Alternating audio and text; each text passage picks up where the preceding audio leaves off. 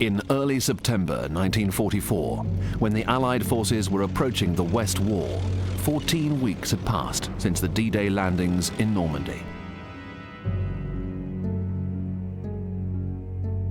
The West Wall, the fortifications protecting Germany's western border, lay 300 miles inland from the Normandy beaches. But that was not the only way the distance could be calculated. It was also measured in slog and slaughter, hardship and destruction, trauma and exhaustion.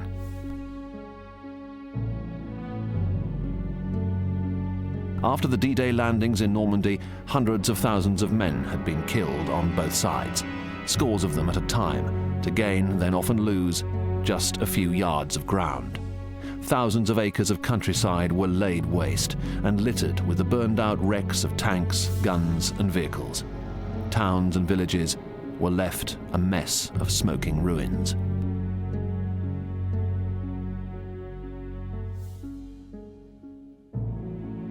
Eventually, German forces fleeing from the Battle of Normandy had been trapped in the Falaise Argentin pocket. Those who managed to escape were pursued all the way to the German border. The Germans fled in disarray, often in panic, but anyone who believed that they were finished was very much mistaken. Once they reached the safety of the West Wall, the Germans took on a new guise, no longer an exhausted enemy on the run, but defenders encased in fortifications of concrete and steel, which they believed to be impregnable.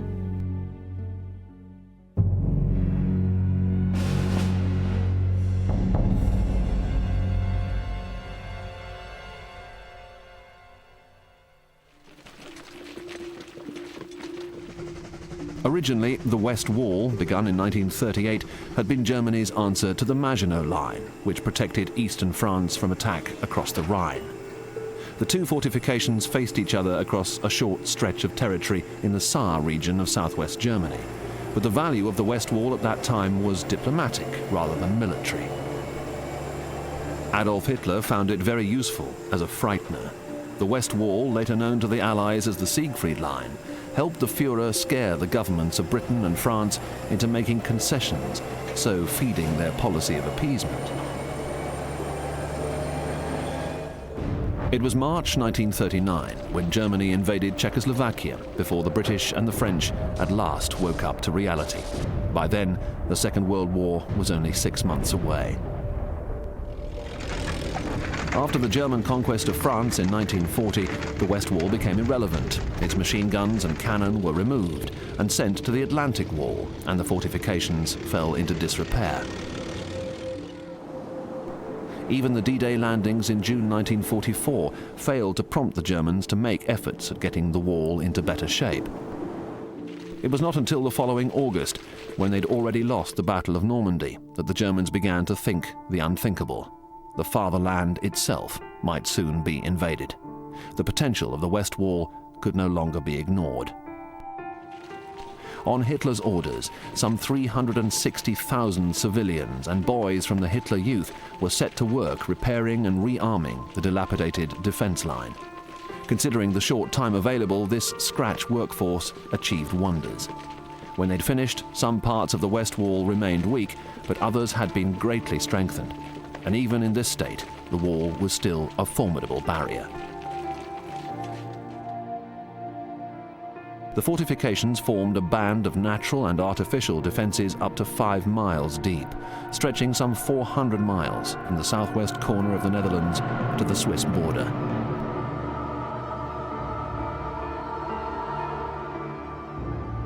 The West Wall featured around 22,000 pillboxes, troop shelters and command posts, all interlinked and all mutually supportive. In some places, such as the rivers Rhine, Ruhr and Kiel, the terrain provided natural obstacles to invasion. Where the lie of the land failed to oblige, concrete pyramids called dragon's teeth were planted in parallel rows to obstruct attackers. Nazi propaganda, of course, touted the West Wall as impregnable. Its real purpose was not to repulse assaults, but to hold up the enemy long enough for mobile reserves to arrive and stage counterattacks. Even so, for the Allies in 1944, the difference was academic. The reality of the West Wall matched the propaganda for a very long time.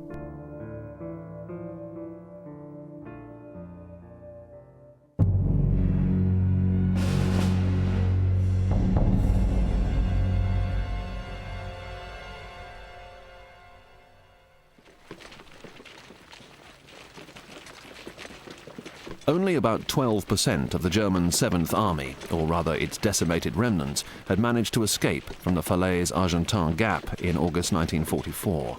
But before long, these remnants had formed up along the West Wall and were soon being joined by reinforcements. The German High Command had given the Western defences priority, and units were transferred from the Italian front and the garrisons in Norway and Denmark. They were also removed from the Eastern Front, even though the Russians were fast approaching the Prussian border and were about to break into Germany. Nothing underlined the emergency at the West Wall more than this. For the Germans, the Russians were the most terrifying of all enemies, and civilians awaited their arrival with dread. Nevertheless, the defence against them in the east was salted for manpower, which was rushed across Germany to face the imminent danger in the west. When all were in place, the West Wall and its adjacent areas were being defended as far as the River Mersel by Army Group B under Field Marshal Walter Model, and as far as Karlsruhe by Army Group G under General Hermann Balck. The rest of the fortifications down to the border with Switzerland was defended by SS troops under their chief, Heinrich Himmler. The enormous losses the Germans had already suffered by 1944 meant that they were unable to build up the West Wall garrison to the size its designers had envisaged. However, the problems facing the Allies gave them the chance to make the best of what they had. Exhaustion after the long chase from Falaise was only one of these problems. The Allies' other difficulties were much more fundamental.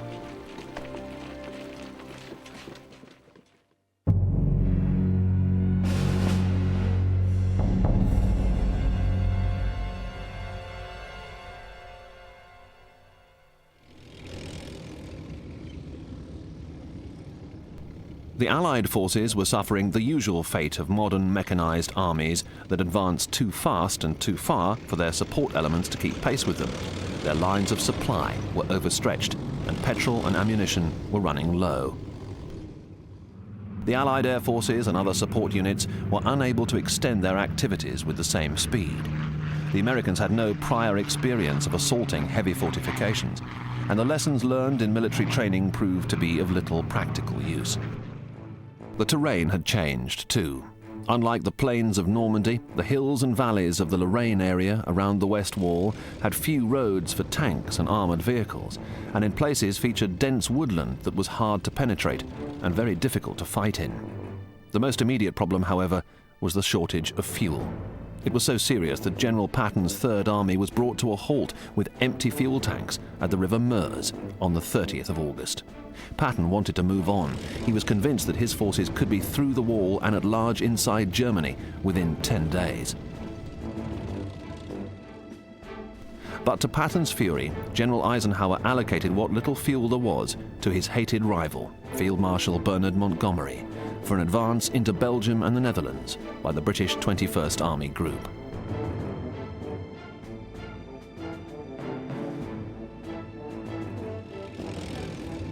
This offensive had two prime purposes. First, to facilitate the capture of Antwerp, a much nearer port than those in Normandy, so the Allies would be able to shorten their critically extended supply lines. Secondly, if Germany could be invaded from the north through the Low Countries, it might shorten the war and save millions of casualties. This, in fact, had been the Allies' chosen strategy when the invasion of Germany was being planned before D-Day.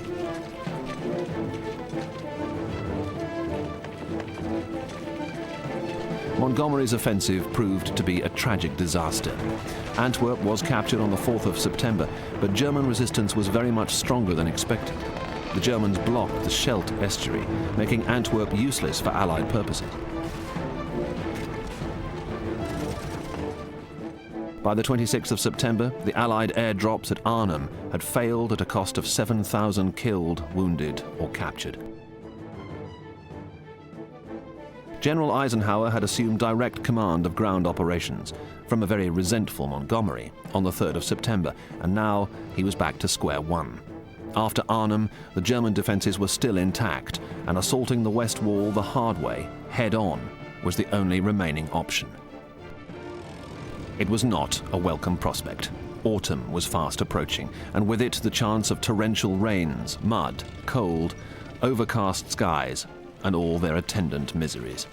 The Allies were in for a very long haul.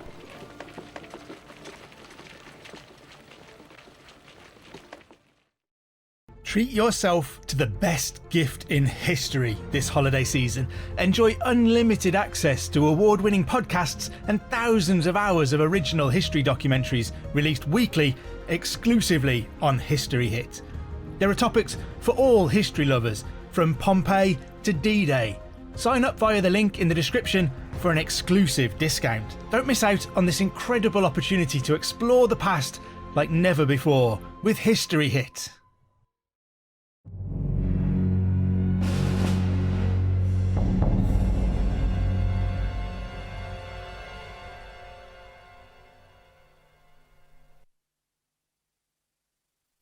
Field Marshal von Rundstedt, a Prussian aristocrat of the traditional military school, was not entirely trusted by Hitler, who hated his caste out of hand. Rundstedt, for his part, had contempt for both the Führer and the Nazi creed. Despite this mutual disdain, von Rundstedt kept well away from the plots to murder Hitler that occupied his fellow officers. Hitler, for his part, realized that he could not afford to waste von Rundstedt's experience and professionalism, especially after several leading officers had been removed for their involvement in the bomb plot designed to kill the Führer in July 1944. Von Rundstedt had fought in the First World War, where he distinguished himself in the Alsace campaign, and later on both the Eastern and the Western fronts. In the Second World War, he directed operations in France in 1940 and in Russia the following year, and was Supreme Commander of the German forces in Normandy at the time of the D-Day landings. Dismissed for daring to suggest that Hitler make peace, the third time in his career he'd been removed from duty, von Rundstedt was recalled 2 months later, on the 5th of September 1944, to lead the German defense of the West Wall. He remained on active service for the next 6 months until Germany was on the brink of defeat, and retired on the 13th of March 1945, just as the Battle of the West Wall was coming to its end. After the German surrender, there was talk that von Rundstedt should be put on trial at Nuremberg, but he was regarded more as a professional soldier who had done his duty, rather than a war criminal who had abused his position. Gerd von Rundstedt died in 1953 at the age of 78. Field Marshal Walter Model was the complete opposite of von Rundstedt. Model shared Hitler's dislike of the Prussian military caste to which von Rundstedt belonged, and his loyalty to the Führer never wavered. In 1944, after Hitler survived the bomb plot to kill him, Model was the first commander on the Eastern Front to send him a telegram reaffirming his allegiance. Rough, aggressive and outspoken, Model's loyalty earned him an advantage not given to many other officers in the Wehrmacht. He was able to ignore the Führer's more impossible orders, act first and receive permission afterwards, and voice some very unpalatable truths. When Model took over from the disgraced Hans-Günther von Kluge as commander of Army Group B in Normandy, the first thing he did was tell Hitler that defeat in France was inevitable. Other high-ranking officers had been dismissed for less. Model's fighting experience in the war was considerable. He served in Poland and commanded the 3rd Panzer Division in Russia, as well as taking charge in Normandy in August 1944. He became known as Hitler's fireman for his skill in shoring up broken fighting fronts. His luck inevitably ran out at the West Wall.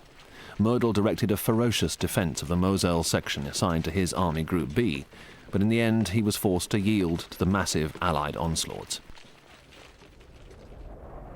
In April 1945, Model's Army Group B was surrounded in the Ruhr pocket.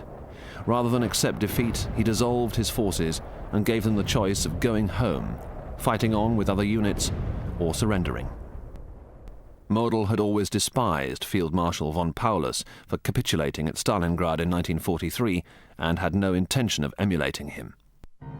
Instead, he shot himself on the 21st of April 1945 because he had said a Field Marshal did not surrender.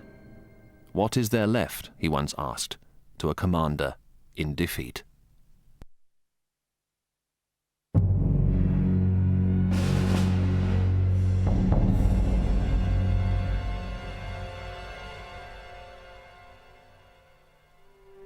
Lieutenant General Courtney Hodges was taciturn and uncommunicative. He shunned the limelight to such an extent that General Eisenhower despaired of obtaining for him the recognition he deserved as commander of the U.S. First Army.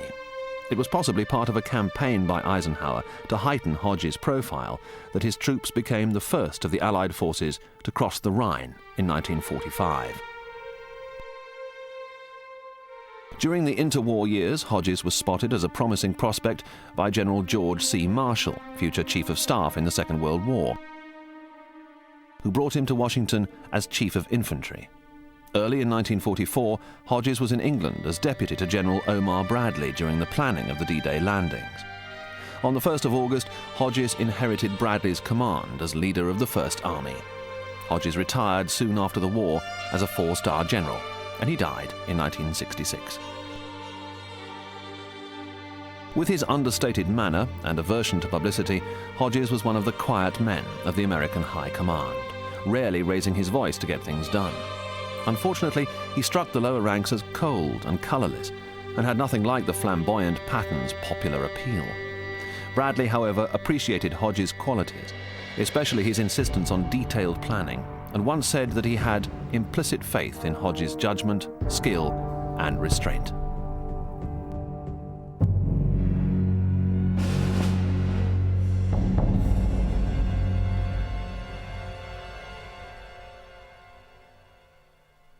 During the Second World War, US infantry units received close-fit support from mortars, which they called pocket artillery. The largest mortar in use at this time was the 4.2-inch chemical mortar, which weighed 330 pounds and could fire up to 20 rounds per minute, though only for short periods. Initially, the function of the chemical mortar was to provide smoke, gas, toxic agents, or incendiaries in support of infantry operations. Then, late in 1942, the 4.2-inch mortar was fitted with a high explosive capability, which greatly increased its uses for the 18 battalions that used it in the European theatre. Experiments to lengthen the range of the 4.2-inch mortar were overtaken by the end of the war in Europe, but a month later, in June 1945, tests showed that the weapon was now able to fire over distances of up to 5,600 yards. Development continued until 1951, by which time the chemical mortar had won its spurs as a legitimate infantry weapon.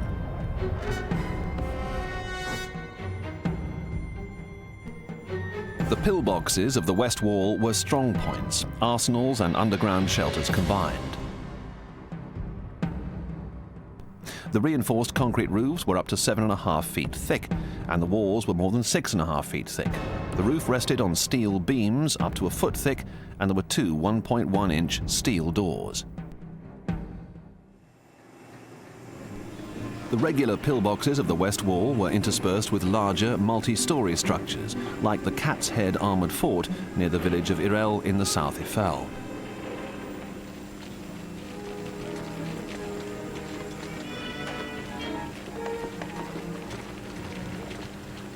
Fahrstühle verbinden die verschiedenen Stockwerke.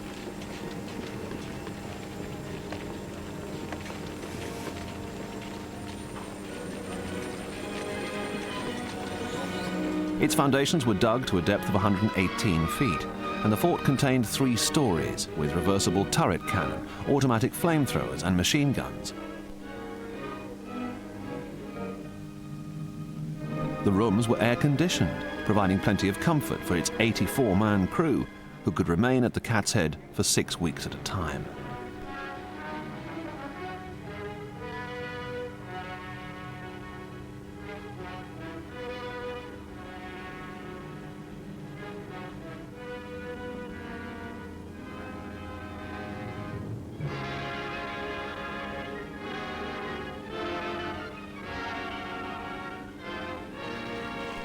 The typical West Wall pillbox was more compact. There were two entrances with a large gas-proof chamber between them.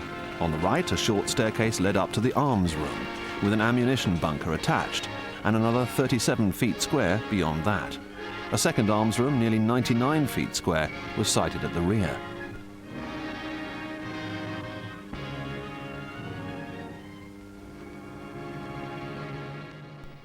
The approaches to the pillbox were protected by minefields, booby traps, and barbed wire. The remainder of the accommodation consisted of troop quarters. The first of them was 190 feet square, and the second, measuring 81 feet square, had a locker attached.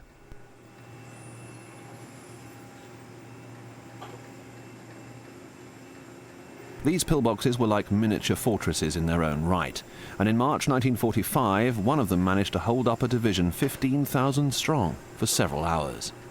Explosive charges laid against the steel door blew a few holes, but the door failed to yield. It was only when grenades were tossed inside through the holes in the door that the stubborn strongpoint was finally overcome.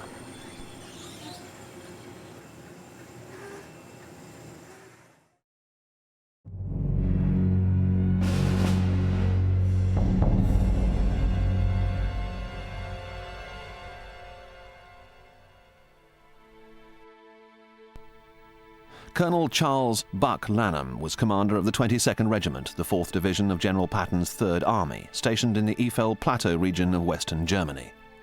On the 13th of September 1944, Lanham informed his battalion officers of a plan for assaulting the West Wall that was simple, straightforward, and, he felt confident, was going to work.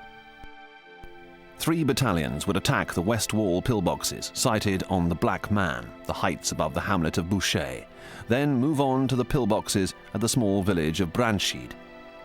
The 3rd Battalion was to go in first, break through the wall, and open the way for 2 further battalions to follow and complete the attack.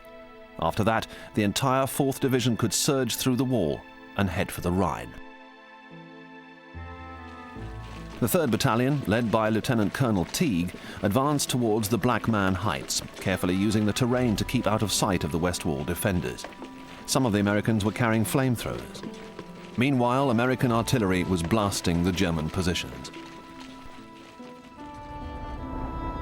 At first, there was no reaction from the West Wall.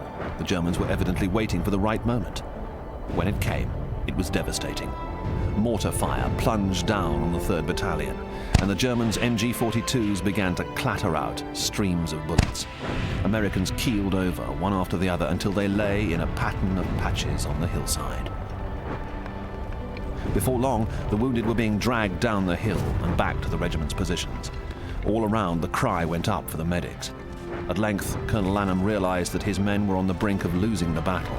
He drew his pistol and fired a couple of shots in the air, yelling at his reserves to get up and go.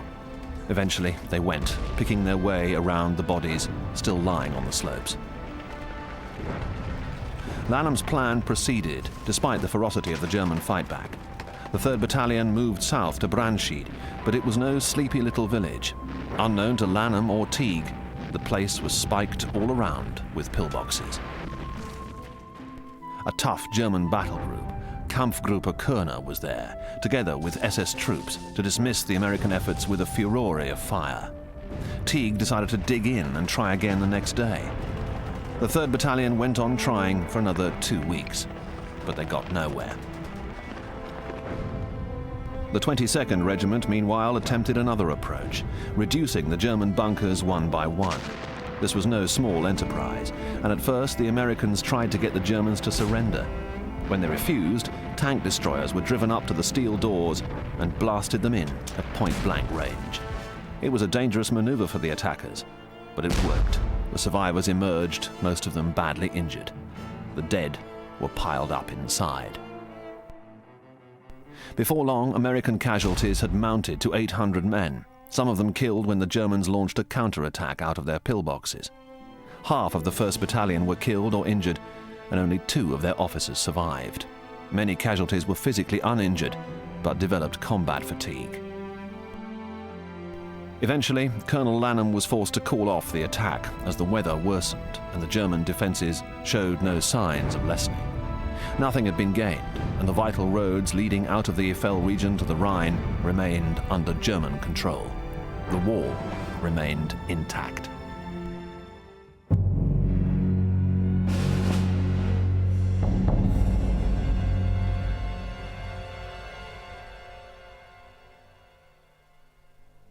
The next attempt at the West Wall was made from the Duchy of Luxembourg by the US 28th Infantry Bloody Bucket Division belonging to Courtney Hodges' First Army. The division's reputation for record casualties was furthered at the West Wall, where they were facing a crack force, the 2nd SS Division. As the Americans advanced across the minefields, the Germans saturated the battlefield with mortar and machine gun fire. Within a week, American casualties had reached 1,500 killed and injured. One entire company, F Company, disappeared so completely that no trace was ever found of them. Despite this fearsome defense, the Bloody Bucket Division pushed forward on a narrow front and captured several high points. But these were of little use to them when the 2nd SS Division still held the low ground. Even so, on the 16th of September, the Bloody Bucket scored a notable first. In what the official history described as a pencil-like penetration, they had breached the West Wall. In practical terms, it meant little. The disappearance of F Company had taken the heart out of the Americans' efforts, and they were ordered to wind up operations. A further attempt at the West Wall, made soon afterwards by the 5th Armoured Victory Division, managed to get through the fortifications to a position 6 miles inside German territory.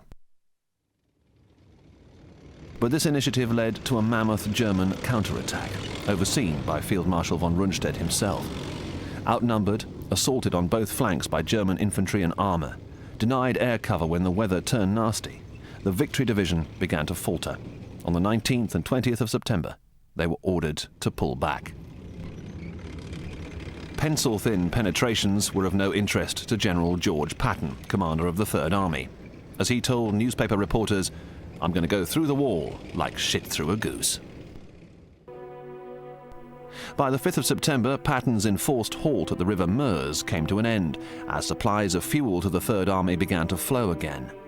Patton ordered the 12th and 20th Corps to seize the city of Nancy, the capital of Lorraine, as a prelude to breaking through the West Wall and crossing the Rhine.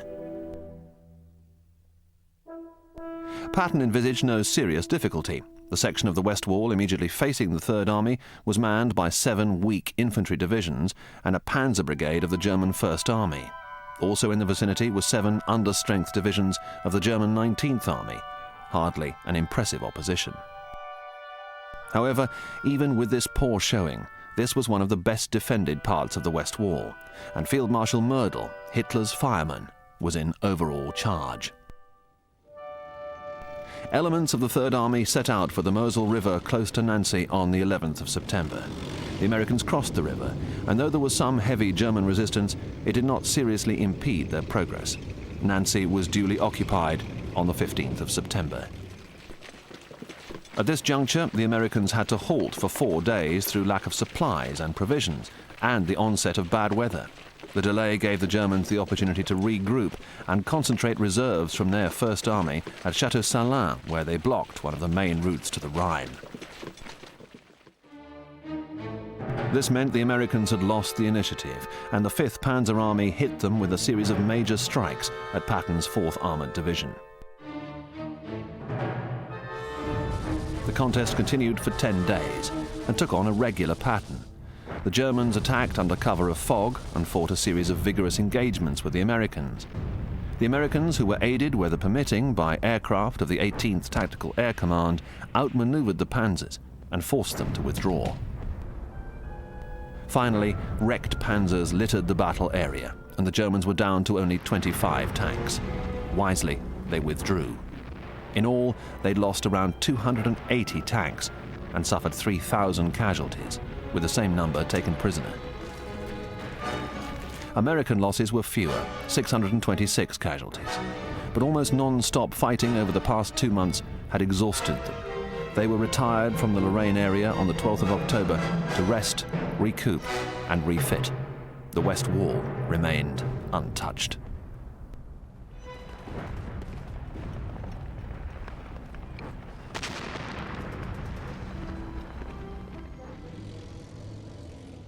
9 days later, to his chagrin, Patton lost the honor of making the first permanent breach in the fortifications.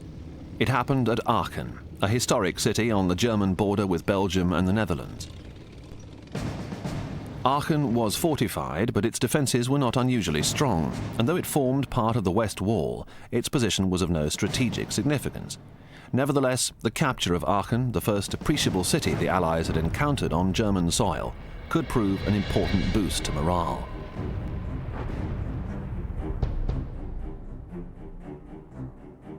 Dealing with Aachen fell to Courtney Hodges' First Army. Hodges' plan was to break through the West Wall north and south of the city, surround and neutralize it, while the bulk of his forces pushed on eastwards towards the Rhine. However, German resistance was so ferocious that it became impossible for the First Army to perform these two tasks at once. Hodges had to choose, and he chose to assault Aachen. The units originally intended for the Rhine were to play a backup role and prevent the Germans from relieving the city. Adolf Hitler fully realized the importance of Aachen and issued his usual orders to the 5,000 Germans defending it. Fight to the last man, never retreat, and die if necessary. The casualties that resulted from such fanatical defense had already proved so high that Hodges attempted to cut short the proceedings. He issued a surrender ultimatum on the 10th of October. As he no doubt expected, it was refused. Hodges now ordered his forces to attack. They were to demarcate the battle area by artillery and mortar fire, dominate the main thoroughfares and intersections with machine guns, and move infantry, tanks and tank destroyers along the side streets. All the while, they would maintain maximum fire to ensure that no German could escape. While the defenders were being held in thrall in this fashion, buildings would be collapsing all around them, and it would bury them in the ruins. The initial bombardment of Aachen was delivered by 12 artillery battalions, which plastered the city with 10,000 rounds in 2 days.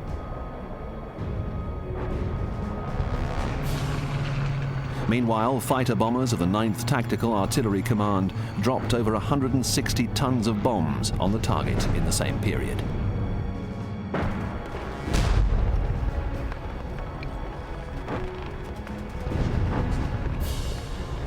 By noon, heavy fighting was taking place inside Aachen. Nevertheless, by the end of the day, the Americans were ready to blast their way through to the city center. It was not that easy. For the next week, Aachen saw a ferocious struggle as the American tanks and tank destroyers hammered away with heavy caliber fire, using the powerful 155mm artillery pieces to blow entire buildings apart. The 155mm worked on the Germans like a terror weapon. Later, the German commander in Aachen, Colonel Gerhard Wilk, condemned it as barbarous and called for it to be banned. Lieutenant Colonel Darrell Daniel, commander of the 2nd Battalion, had quite another description for the 155mm, quite spectacular and satisfying.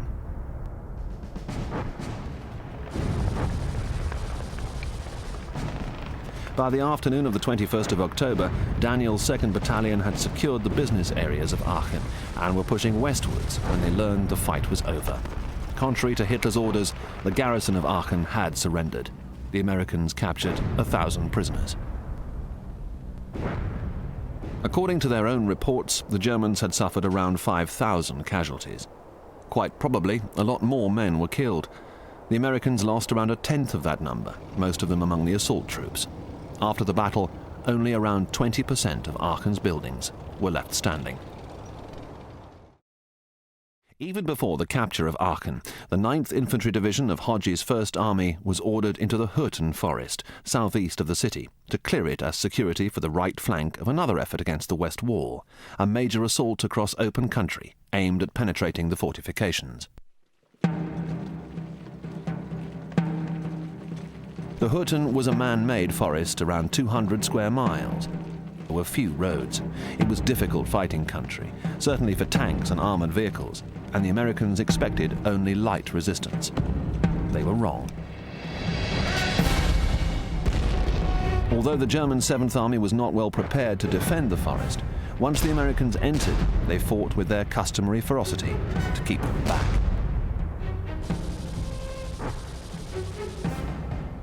By October, the 9th Airborne Division had suffered 4,500 casualties for an advance of less than 2 miles. The battle in the forest now took on the proportions of a major struggle, and one in which the Germans always seemed to be one jump ahead. In November, Hodges ordered the 28th Bloody Bucket Infantry Division to advance through the forest to seize the high ground at Schmidt. Schmidt lay north of the important dams on the River Ruhr. Rain and fog intervened to cause delays, giving the Germans time to target the invasion. During the subsequent fighting, the Americans lost 6,000 casualties in one of the most costly actions of any they fought in the war. An action initially intended to be an easy ride had quickly turned into a nightmare. The forest floor was thickly sown with anti-personnel mines. Shells bursting high in the treetops fell down in showers of deadly metal fragments onto soldiers picking their way through a mess of broken branches and slippery leaves. As the winter wore on, there was rain, mud, sleet, and snow. It was all too easy to get lost in the tangle of trees and stumble into ambushes. The German defense, ferocious as always, had an extra specific purpose. The top-secret Watch on the Rhine, the deliberately misnamed offensive due to take place in the Ardennes in December, could have been jeopardized if the Americans managed to cross the River Ruhr, which ran through the forest. The Ruhr itself was of great importance to the Germans. If the Americans crossed the river, now or in the future, they could be isolated by floods caused by opening the Ruhr dams. Ideally, the flooding might prevent them crossing at all.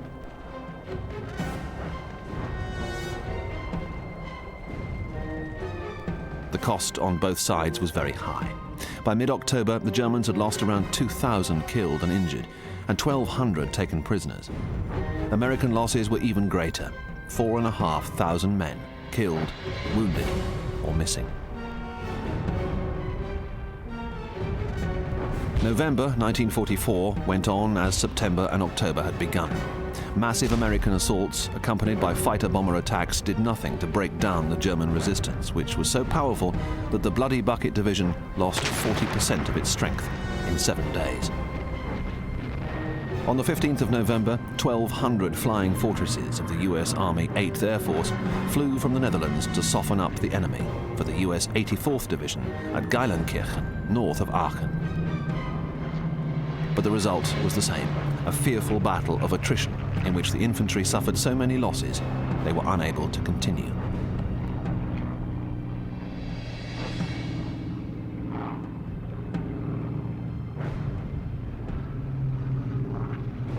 By December 1944, the Americans had been dashing themselves against the West Wall for 3 months, and despite the victory at Aachen, they were getting nowhere.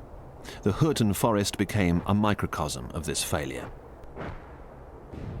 After the Bloody Bucket Division was withdrawn, another armoured division and 4 more infantry divisions were sent in, only to be shredded in their turn. None of them lasted more than 2 weeks before they were replaced by the next. The ultimate responsibility for breaking this impasse lay with General Eisenhower. After such a long time, so many losses and so many failures, he might well have felt that his job was on the line.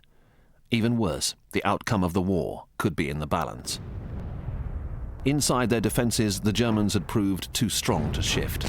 Instead, Eisenhower sought to lure them out of their fortifications so the Americans could meet them on open ground, where they had a better chance to prevail.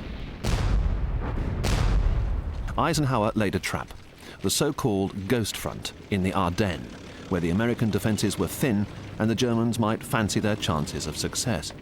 In fact, Eisenhower had 14 armoured divisions waiting in the wings to fall on them once they emerged.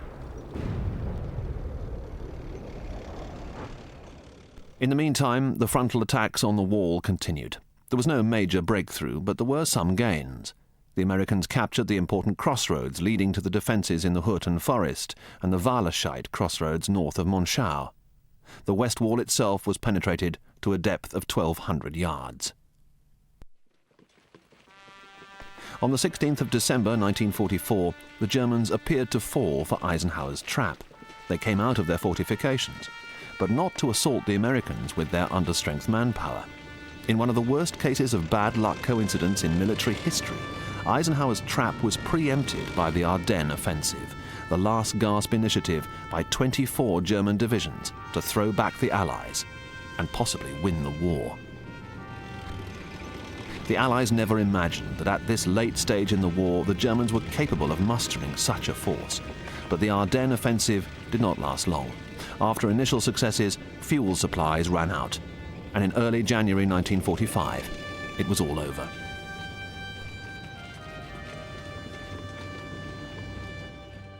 On the 16th of January 1945, 8 days after the end of the Ardennes offensive, British forces under Bernard Montgomery, now a field marshal, took their turn at cracking the West Wall.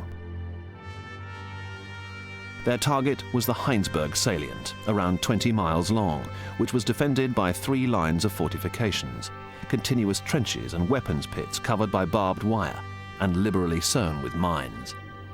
The Germans had 2 infantry divisions in the salient, with 156 guns and 18 assault guns, all of them spread over muddy terrain that was difficult and dangerous to traverse. Montgomery's forces consisted of 2 infantry divisions, the 43rd and the 52nd Lowland Division, and the very tough, very hardy 1st Commando Brigade.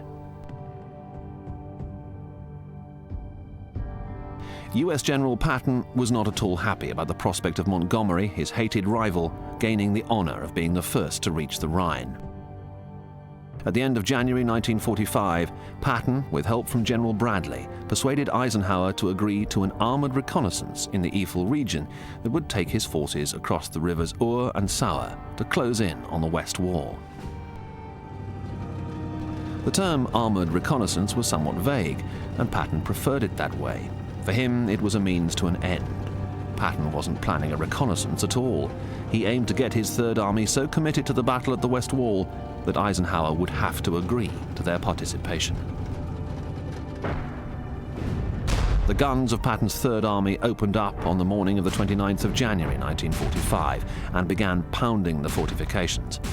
The weather was foul. It began to snow as the assault battalion of the 4th Infantry began to advance.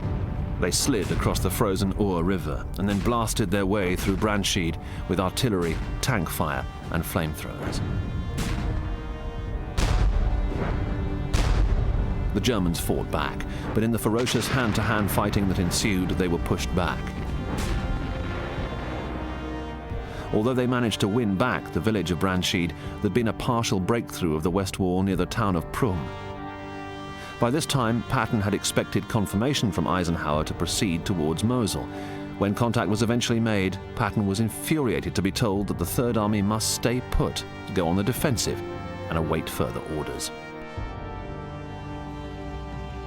Orders, when they came through, were not of much comfort to Patton. The hated Montgomery had received sanction for 14 British divisions to begin a fresh attack against the northern positions on the West Wall, starting on the 10th of February. All Patton was allowed to do was continue operations in the Eifel region until that date. After Montgomery's attack went in, Patton turned to making preparations for a separate assault by his Third Army on the center of the West Wall. But attempts at preserving the element of surprise suffered setbacks. The Germans suspected that something big was afoot, and they were certain of it when the Third Army suddenly imposed radio silence. At 0100 hours on the 7th of February 1945, Patton's artillery, including 155mm guns, began roaring out shells towards the German positions across the River Sauer. Under cover of this bombardment, men of the Third Army's 12th Corps set out across the river in 36 rubber boats, formerly belonging to the German Luftwaffe. They ran into a massive blast of German fire, which only one of the boats survived. But a sufficient number of Americans managed to reach the other side of the river to form up and mount attacks on the West Wall pillboxes. This time, the Americans attacked them from the rear, the only way of tackling them that offered a real chance of success. The result was a series of blackened, blasted back doors, and crews so shocked at the suddenness of the onslaught that many of them panicked and surrendered. For the next week, the Americans continued destroying pillboxes, 40 of them to each square mile. But the breaching of the West Wall in the Eifel region was only a local success. The fortifications running from Trier on the Mosel down to the Swiss border were still intact. Patton, unwilling to lose the momentum, wanted to continue his attack, cross the River Mosel and assault Trier, then drive on through to the Rhine. The Third Army did, in fact, capture Trier on the 1st of March, after a very stiff fight lasting 3 days. But the rest of Patton's plan did not accord with official strategy.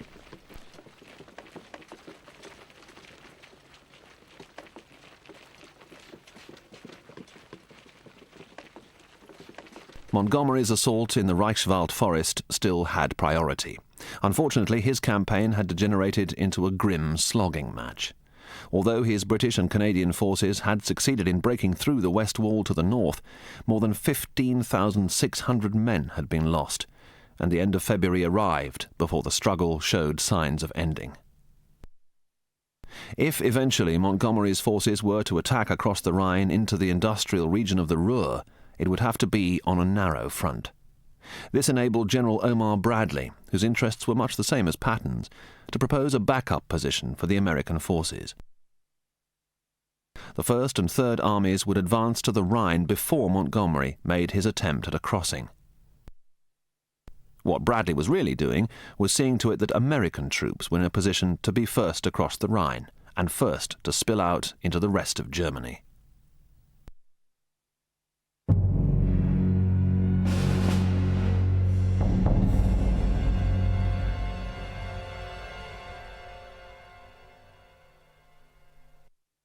During the assault on the River Sauer, the 4th Armoured Division of Patton's Third Army advanced on Bitburg, which they meant to use as a springboard for their own drive to the Rhine. By the 5th of March, the Allied assaults on the West Wall during the previous few days had opened the way for them. They left Bitburg, and 2 days later, on the 7th of March, the division's lead tanks reached the Rhine. The same morning, the US 9th Armoured Division of Hodge's First Army arrived at the Ludendorff railway bridge at Remagen, just as German engineers were preparing to blow it up. The Germans exploded some of their charges, but the bridge survived long enough for American infantry to cross the Rhine and establish the first Allied bridgehead on the other side. 10 days later, the bridge at Remagen collapsed into the river. Although much of the West Wall remained in German hands, it had failed in its prime purpose, to keep the Allies out of Germany. The Allied drive to the Rhine had effectively bypassed the fortifications and made them redundant once again. On the 20th of March, the 9th Armoured Division made a final assault on the West Wall.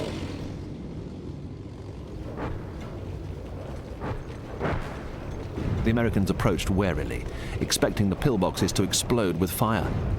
There was none. The pillboxes were empty. Most of the defenders had gone. Some remained at their posts and surrendered. Others fled under cover of darkness. A few ransacked the ruins of houses for clothes, assumed civilian guise, and kept on running.